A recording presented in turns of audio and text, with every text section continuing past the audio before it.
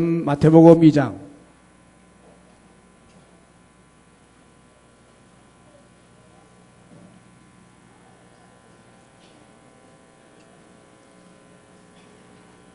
마태복음 2장 1절로 11절 말씀입니다.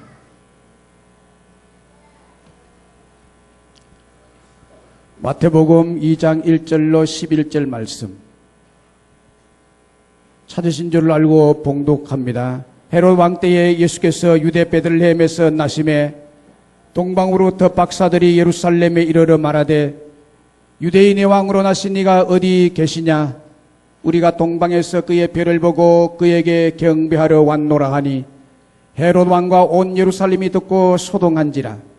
왕이 모든 대제사장과 백성의 서기관들을 모아 그리스도가 어디서 나겠느냐를 물으니 이르되 유대 베들레헴이 오니 이는 선지자로 이렇게 기록된 바 또 유대 땅 베들레헴아 너는 유대 고을 중에서 가장 작지 아니하도다. 네게서 한 다스리는 자가 나와서 내 백성 이스라엘의 목자가 되리라 하였음이니이다. 이에 헤롯이 가만히 박사들을 불러 별이 나타난 때를 자세히 묻고 베들레헴으로 보내며 이르되 가서 아기에 대하여 자세히 알아보고 찾거든 내게 고하여 나도 가서 그에게 경배하게 하라. 박사들이 왕의 말을 듣고 갈새 동방에서 보던 그 별이 문득 앞서 인도하여 가다가 아기 있는 곳 위에 머물러 서 있는지라. 그들이 별을 보고 매우 크게 기뻐하더라. 집에 들어가 아기와 그의 어머니 마리아가 함께 있는 것을 보고 엎드려 아기께 경배하고 보배압을 열어 황금과 유황과 모략을 예물로 드리니라. 아멘. 오늘은 2014년 12월 25일 성탄절입니다. 이스라엘 백성들이 그렇게 대망하던 메시아 그리스도 예수님의 탄생일입니다. 기다리고 기다리는 메시아가 탄생한 날입니다.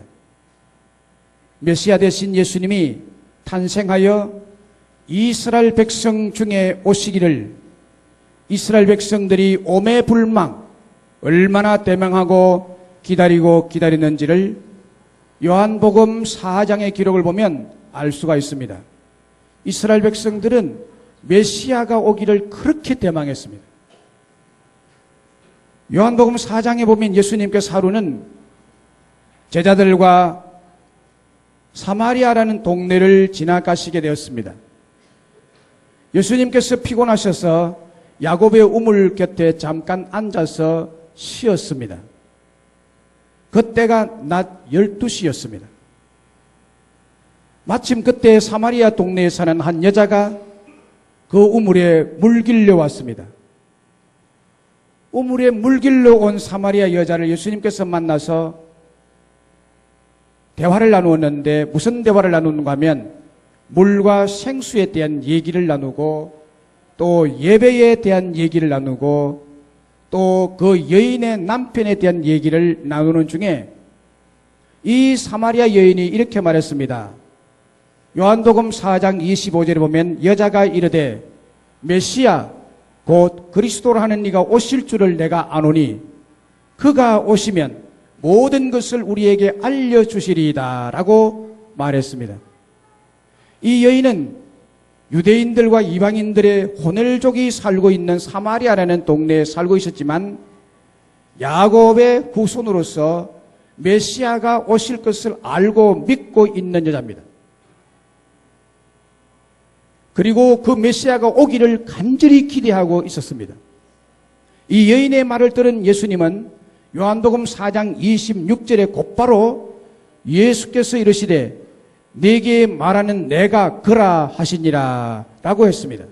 내가 바로 너희들이 기다리는 메시아 그리스도 예수니라는 이 말씀에 이 여인이 순간 큰 충격을 받았던 것 같아요. 내가 너희들이 기다리는 그리스도 예수 메시아다.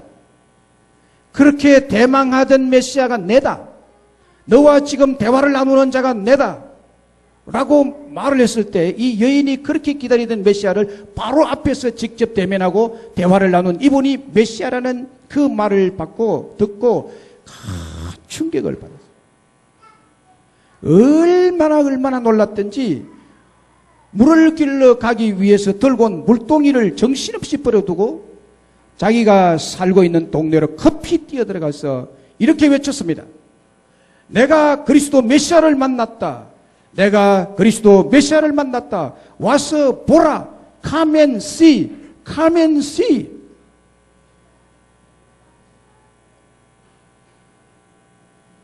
그런데 여러분, 저도 이 말씀을 읽고 묵상을 하면서 제 자신이 얼마나 놀랐는지 몰라요. 얼마나 놀랐는지 몰라요. 그 이유는 이 여인의 말 한마디에 동네로 뛰어들어가서 내가 메시아를 만났다. 와서 보라는 이 말 한마디에 그 동네 사람들이 우르르 몰려 예수님께로 나왔다는 사실입니다. 말 한마디에 다 동네 사람들이 나왔습니다. 여러분, 이 정관에 가서 교회에 메시아가 왔습니다라고 외쳐보세요. 한 사람이나 올지. 그런데 이 여인이 가서 내가 메시아를 만났다고 하니까 동네 사람들이 다 와서 요한복음 4장을 읽어보십시오. 어떻게 한마디에 그럴 수가 있느냐는 거죠. 기다렸다는 뜻이 와서 보라고 한다고 예수님께로 나올 수가 있습니까? 그런데 이들이 마치 기다렸다는 뜻이 말 한마디에, 와보라는 말 한마디에 꽉 다 나왔습니다. 다 나왔습니다. 그 이유를 어떻게 그렇게 한마디에 다 나왔는가 하면 그 이유를 이 사마리아 여인의 말 속에서 찾을 수가 있습니다. 메시아 곧 그리스도라 하는 네가 오실 줄을 내가 아노니, 메시아가 오실 줄을 내가 아노니 그가 오시면 모든 것을 우리에게 알려주시리이다. 그가 오시면 우리에게 모든 것을 알려주시리이다. 이 말이 얼마나 메시아를, 얼마나 그리스도를, 얼마나 예수님을 기다리고 있었는지를, 오매불망대망하고 있었는지를 말해주고도 남는 얘기입니다. 이 사마리아 사람들도 야곱의 후손들입니다. 호넬족이 돼서 참 이스라엘 유대인들이 이들과 상관을 안 해서 그렇지 이들도 메시아가 오기를 그렇게 기대하고 있습니다. 이들은 아마 더 많이 기대했을지도 모르고, 왜냐하면 호넬족이라고 유대인들에게 멸시천대를 받고 상대도 안 하는 그런 천대받는 자리에 있었기 때문에 메시아가 오면 이 모든 천대와 이 모든 수치를 다 없이 해줄 것이라는 기대감을 가지고 있기 때문에 메시아를 그렇게 기다리고 있었습니다. 그래서 동네 사람들이 다 예수님 앞으로 나왔습니다. 메시아가 왔다고. 39절에도 보면 여자의 정언의 말에 그 동네 중에 많은 사마리아인이 예수를 믿는지라고 말했습니다. 또 요한복음 4장 41절에 이렇게 기록하고 있습니다. 예수의 말씀으로 말미암아 믿는 자가 더욱 많아. 그리고 이 믿는 자들이 이렇게 고백했습니다. 42절에 이는 우리가 친히 듣고 그가 참으로 세상의 구주인 줄 알미라. 참으로 믿고 세상의 구주인 줄 알미라. 진정으로 메시아됨을, 예수를 만나보니까 알겠다라는 것. 그만큼 예수를 대망하고 있었습니다. 메시아 예수님을 대망하고 있던 사람들이 직접 예수님을 만나보고 고백하는 정언이 말해주듯이 성탄절은 기다리며 대망하던 그 메시아가 오시고 탄생하신 날인 줄로 믿습니다.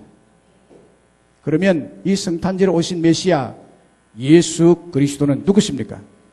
누구길래 그렇게 대망을 했나요? 누구길래 그분이 그렇게 대망하셨나요?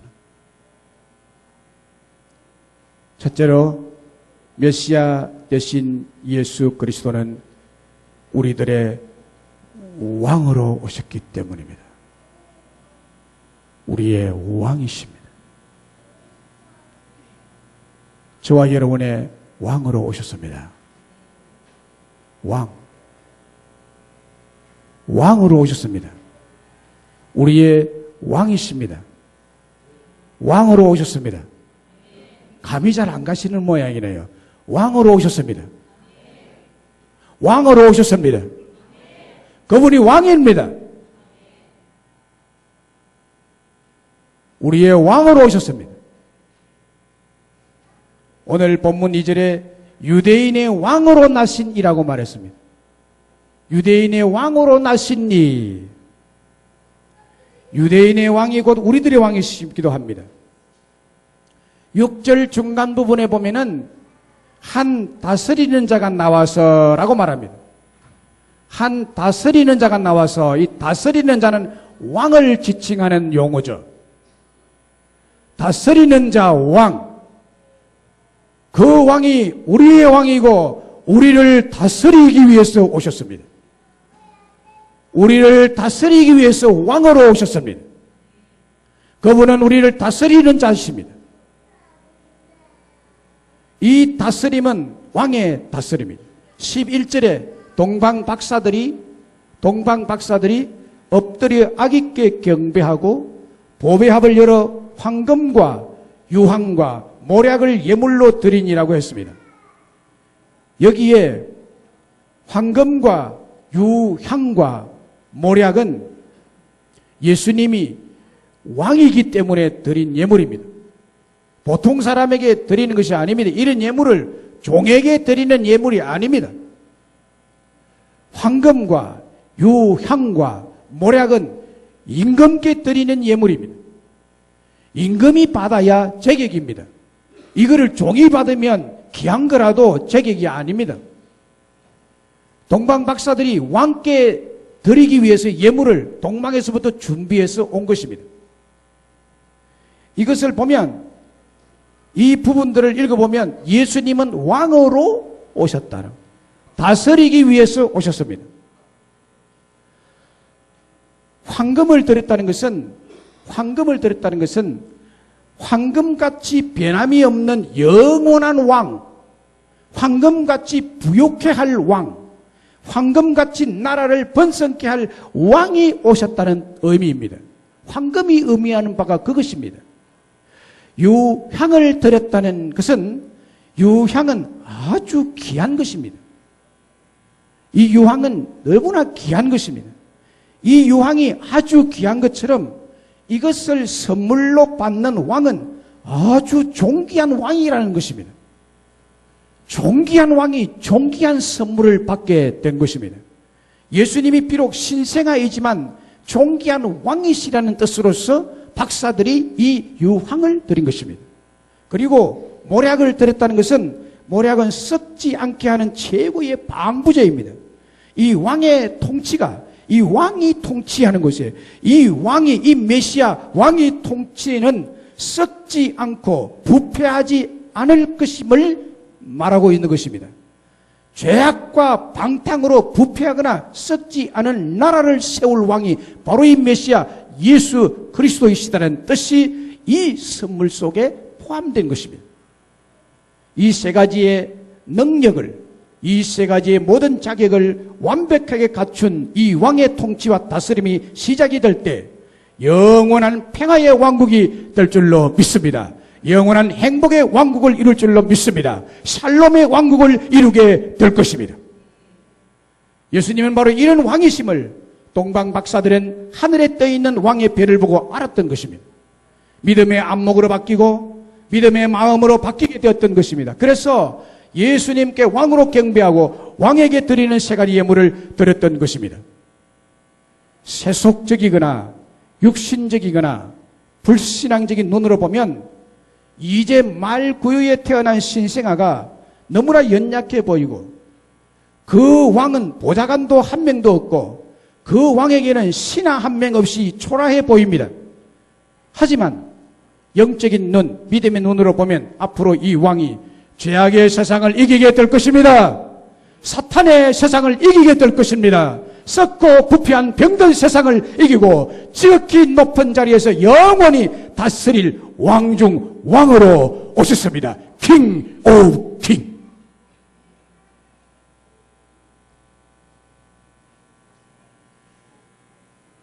누가복음 1장 32절로 33절에 바로 이 왕을 말씀하고 있습니다.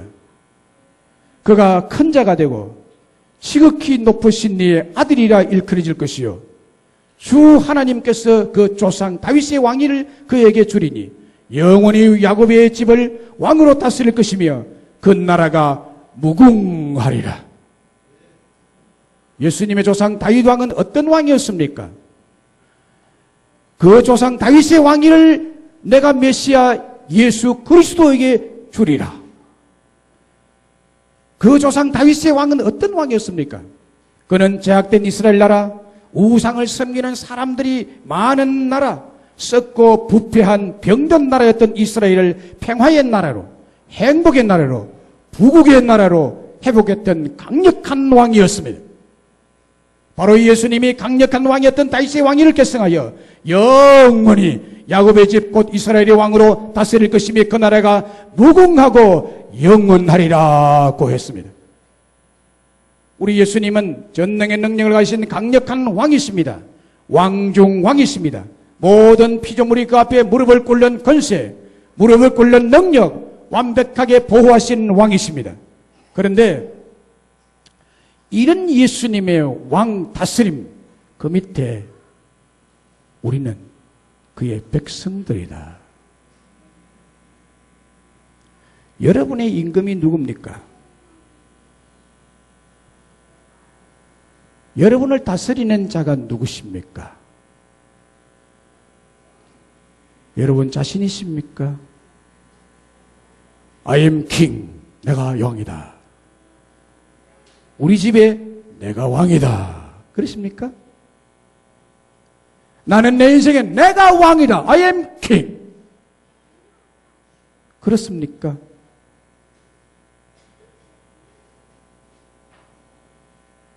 여러분이 속한 곳에 누가 왕이십니까? 이 성탄절에 왕중 왕으로 오신 그분의 다스림 밑에 들어가시기를 주님의 이름으로 축복합니다.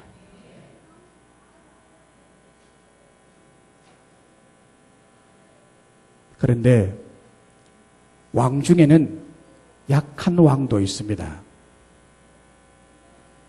약한 왕은 백성들을 불안에 떨게 합니다. 백성들의 삶을 불행하게 합니다. 역사를 보십시오. 유다의 마지막 왕인 시드기야 왕은 약하고 무능한 왕이었습니다. 그 이름 그대로 믿음이 시들시들한 왕이었습니다. 그래서 나라가 시들어버렸습니다. 시드기야 왕. 나라 잃고 백성 잃고 기쁨 잃고 행복 잃고 모든 것을 다 잃어버렸습니다. 힘없는 왕이었기에. 왕이 약하니까 이스라엘 백성들은 바벨론 포로로 끌려가고 나라는 황폐화되고 가족들조차도 뿔뿔이 흩어지는 불행을 가져오고 말았습니다. 왕이 누구냐는 걸 약한 왕을 의존하면 행복할 수가 없습니다. 우리나라 조선시대의 역대 왕들을 보면 이것을 너무나 쉽게 알 수가 있습니다. 여러분들이 우리나라 왕들의 이름은 대충 알아도 그들이 어떻게 통치했는지 잘 모르시죠? 조선시대 역대 왕들은 총 27명입니다. 그리고 조선 왕조 역사 500여 년 동안 가장 무능하고 가장 약한 왕을 뜬다면 선조왕입니다. 선조왕은 8명의 부인을 둔 사람이고 8명의 부인들 밑에서 아들 11명, 딸 11명을 두기까지 이런 육적인 쾌락의 정신을 팔고 있을 때 임진왜란이라는 엄청난 전쟁이 일어나게 됐습니다. 일본의 죽창 밑에 깔리는, 찔리는, 고통을 당하는 고난을 겪었던 것입니다. 그동안 평안했던 나라가 일본의 손아귀에 들어가고 말았습니다. 민족의 고난이 시작이 된 것입니다. 전쟁이 일어났을 때도 혼자 살 거라고 왕궁과 한양의 도성을 버리고 백성조차 버려버리고 중국 땅 의주까지 도망을 간 왕이 선조입니다. 이런 약한 왕 때문에 백성들은 도탄에 빠지고 압제를 당하고 고통의 세월을 보내야만 했던 것입니다. 그러나 여러분, 우리 예수님은 강력한 왕인 다윗의 왕위를 계승한 평강의 왕이요 전능의 왕이십니다. 저는 이 왕을 의지하면서 진정으로 지금도 평안을 누리고 있습니다. 그 왕이 제 길을 인도하고 길을 여시고 정관 신도시의 제일 좋은 위치인 금사라에 갔던 이 종교부지 땅, 이곳으로 주님은 길을 여시고 그 왕을 의존했더니 그분이 이 좋은 땅으로 길을 여셔서 인도하시고 보호하시고 평강을 주신 나의 왕이십니다. 보세요, 여러분.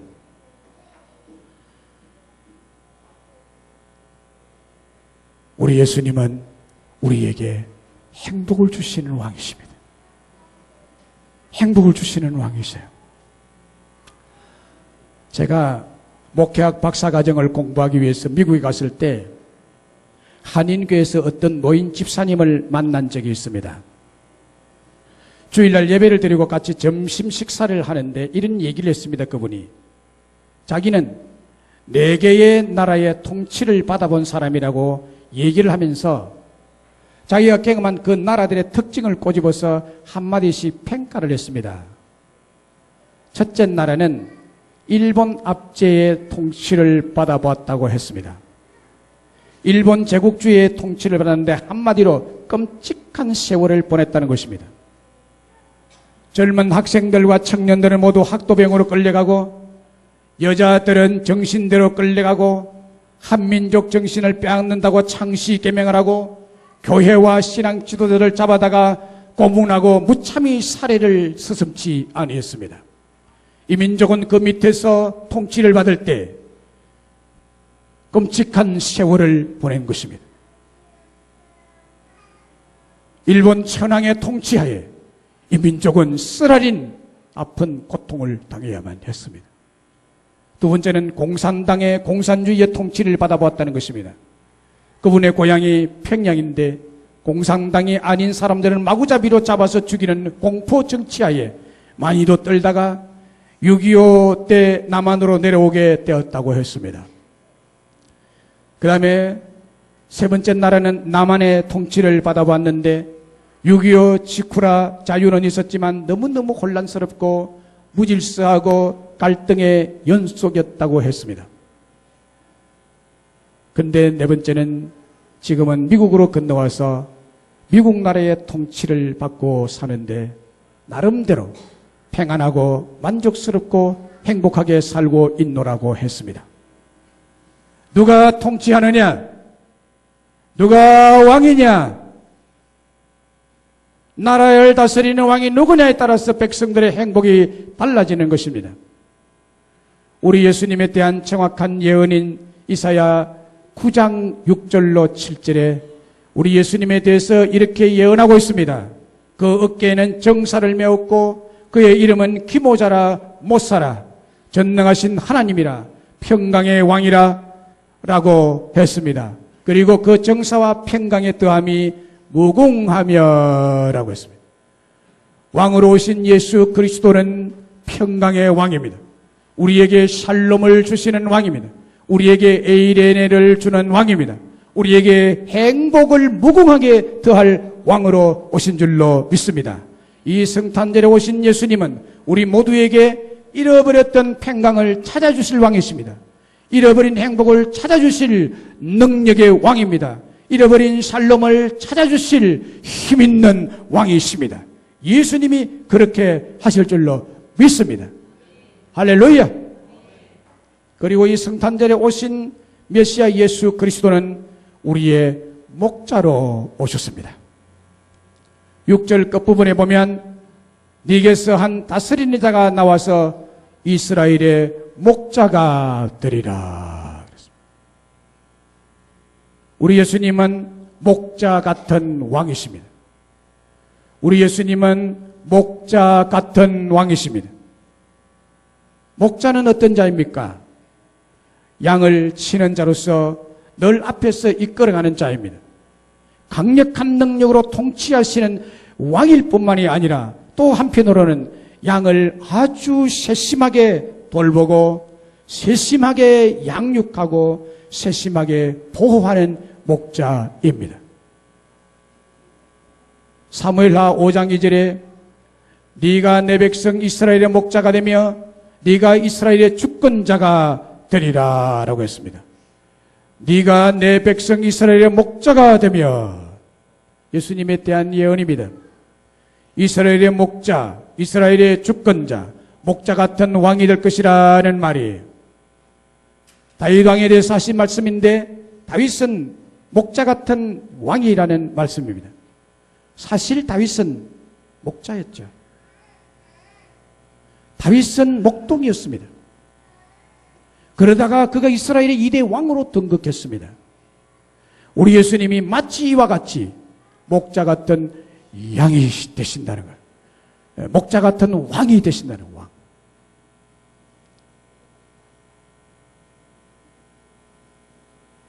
누가복음 1장 32절에 말씀하신 것처럼 그 조상 다윗의 왕이처럼 그와 똑같이 우리 예수님이 목자 같은 왕이라는 말씀입니다. 요한복음 10장 11절에 나는 선한 목자라. 선한 목자는 양들을 위하여 목숨을 버리거니와. 요한계시록 7장 17절에 보면 보좌 가운데 계신 어린 양이 그의 목자가 되사 생명수 샘으로 인도하시고 하나님께서 그들의 눈에서 모든 눈물을 씻어 주실 것입니다. 우리 예수님이 선한 목자로서 우리에게 두 가지 큰 일을 하십니다. 하나는 우리를 생명수 샘으로 인도하시는 분이십니다. 물 없이는 양떼가 살 수 없는데 잔잔한 샘물이 있는 곳으로 인도해서 생수를 먹여주시는 목자이십니다. 또 하나는 우리의 눈에서 흐르는 모든 슬픔의 눈물, 아픔의 고통의 눈물, 실패와 좌절과 절망의 모든 눈물을 그 능력의 손으로 친히 닦아주시고 씻어주실 목자이십니다. 그래서 우리의 아픈 마음을 위로하시고 회복시키시고 치료하여 주시는 선한 목자가 되십니다. 우리들은 연약한 왕이기에 목자의 함께하심과 도우심이 없이는 인생의 괴로움을 견뎌낼 수가 없고 더 이상 지탱할 수가 없습니다. 참 목자이시고 선한 목자이시고 또 왕중왕이신 예수님은 우리의 육신을 먹이시고 우리의 마음속까지 위로와 회복을 주시는 참 목자, 선한 목자이십니다.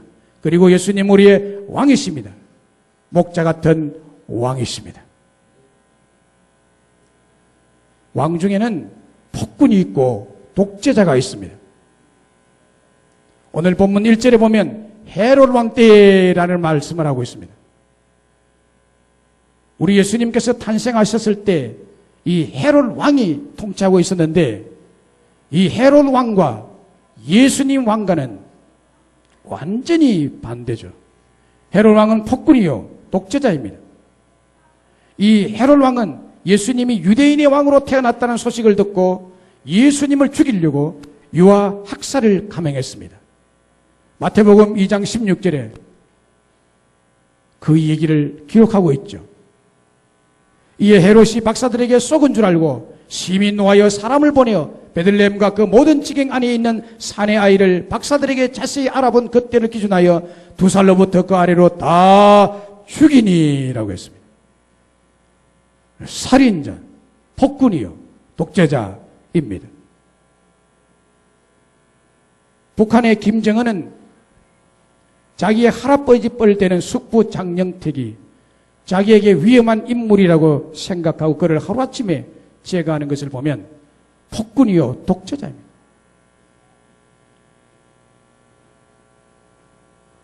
이런 왕 밑에 살 수 없다고 탈출했다가 다시 잡혀가면 완전히 가족 전체를 멸하는 것입니다. 이런 왕 밑에 있는 백성들 또한 불행합니다. 불안합니다. 평강이 없습니다. 그러나 우리 예수님은 강력하고 힘이 있는 전능하신 능력으로 통치하시는 왕이실 뿐만이 아니라 선하시고 온유하시고 겸손하신 참 목자이십니다. 그분이 여기에 오늘 우리에게 오셨습니다. 이분을 마음에 다시 한 번 더 새롭게 영접하시고 여러분이 빼앗긴 참 평강, 잃어버린 참 행복, 상처난 심령의 참된 회복을 허락하여 주실 줄로 믿습니다. 이분만이 회복하실 목자이십니다. 선한 목자이신 전능하신 왕에게 그러면 우리가 무엇을 해야 할까요? 사랑하는 성도 여러분, 2014년 12월 25일 오늘 이 기쁘고 감격스럽고 행복스러운 성탄절에 우리의 선한 목자이신 왕께 경배를 올려드립시다. 경배를 올려드립시다. 본문 2절에 보면 유대인의 왕으로 나신 네가 어디 계시냐? 우리가 동방에서 그의 배를 보고 그에게 경배하려 왔노라. 왕에게 경배하러 왔노라. 왕에게 경배하러 왔노라. 11절에 집에 들어가 아기와 그의 어머니 마리아가 함께 있는 것을 보고 엎드려 아기께 경배하고, 아기께 박사들이 경배했습니다. 경배를 했습니다. 왕위로 오신 메시아, 목자로 오신 메시아, 그분께 경배를 올려드려야 됩니다. 동방 박사들은 적어도 동방에서 예수님의 탄생을 알리는 배를 보고 출발한 시점에서 경배를 드리게 된 그 순간까지 적어도 6개월 이상 걸어서 와서 경배를 드린 것입니다. 6개월 이상 걸어서 왔습니다. 비행기 타고 온 게 아니에요. 걸어서 왔습니다. 산 넘고 물 건너 걸어와서 왕께 경배 드리기 위해서 왔습니다. 왕이시고 목자이시기 때문에 그랬습니다. 그리고 10절에 보면 그들이 별을 보고 매우 크게 기뻐하고 기뻐하더라고 했습니다. 매우 크게 기뻐하고 기뻐하더라. 기쁨이 넘치는 마음으로 경배를 드렸다는 뜻입니다.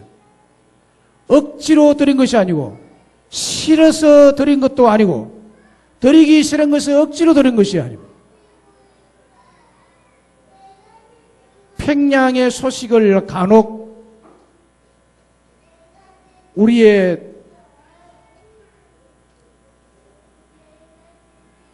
매스컴을 통해서, TV를 통해서 간혹 보면 강요된 박수를 치고 있습니다.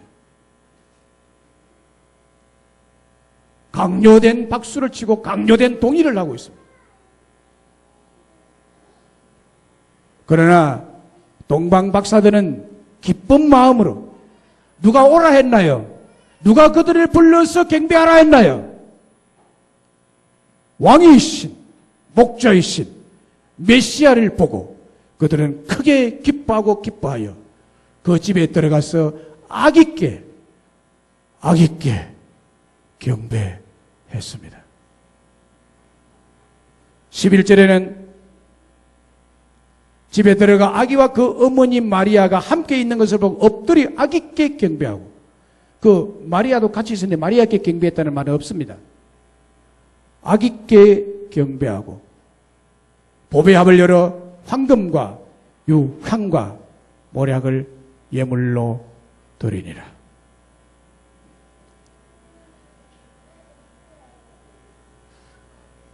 위대한 어머니에게도 경배할 법하죠. 성경은 분명히 합니다. 아기만 경배받을 자입니다. 우리는 그에게만 경배를 드려야 할 줄로 믿습니다. 아무리 위대한 자라도 사람의 경배의 대상이 되지 않습니다. 만왕의 왕이신 메시아를 낳은 그 어머니도 경배의 대상이 아닙니다. 우리는 악이지만, 신생하지만 왕에게 경배를 드려야 합니다. 선한 목자이신 왕께 동방 박사들은 큰 희생과 최상의 기쁨과 최고의 정성과 최저의 겸손으로 아기 예수님께 경배를 드린 것처럼 희생과 기쁨과 정성 어린 예물로 경건하고 거룩하고 영광스러운 경배를 올려드립시다. 말씀을 맺습니다. 오늘은 2014년 12월 25일 성탄절입니다.